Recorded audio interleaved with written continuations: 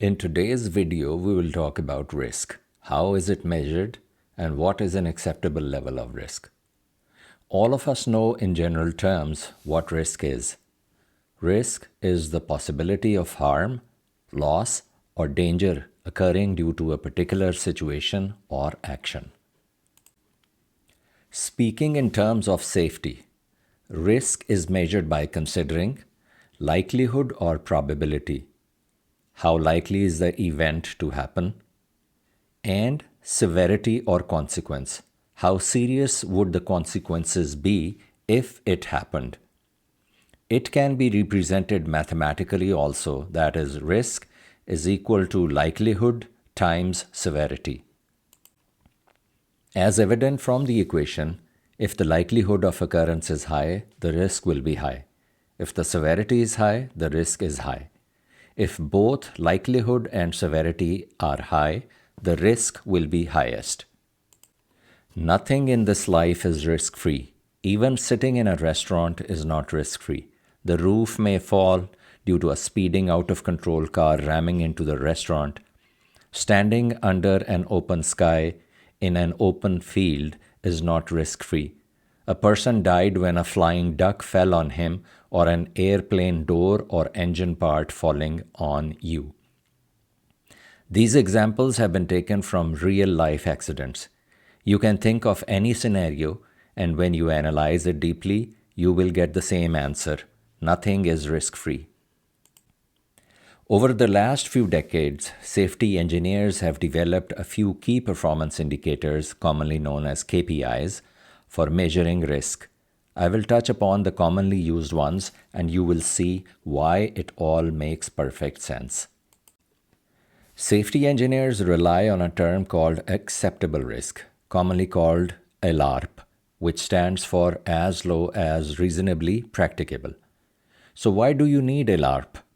Because you can build a nuclear blast-resistant bunker as your house to reduce the risk, but will it be economical or practical to live in forever?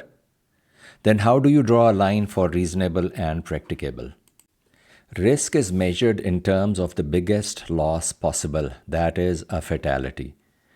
If a certain activity, for example, cable walking at 1,000 foot height without safety harness, has the likelihood of a person dying, then it has the highest risk associated with it.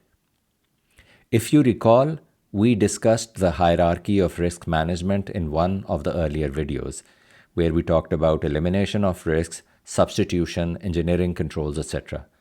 This is where that approach comes in. Getting back to ALARP, so how do we decide reasonable and practicable? Data gathered over decades shows that the risk of driving on a highway is approximately 1 fatality per 100 million miles traveled, or 0.5 per 100,000 hours of driving. So it stands to reason that anyone working in a factory or a chemical plant shouldn't have a higher risk of dying than someone driving on the highway, which everyone does at one time or another. So taking this number as a baseline, an organization can decide if this is reasonable for their business or they want to be safer and reduce risk further.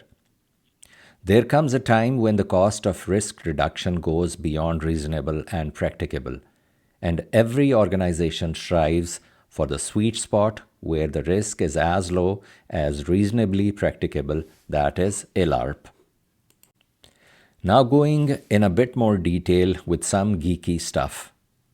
Large manufacturing plants use a criteria called IRPA, which is Individual Risk Per Annum.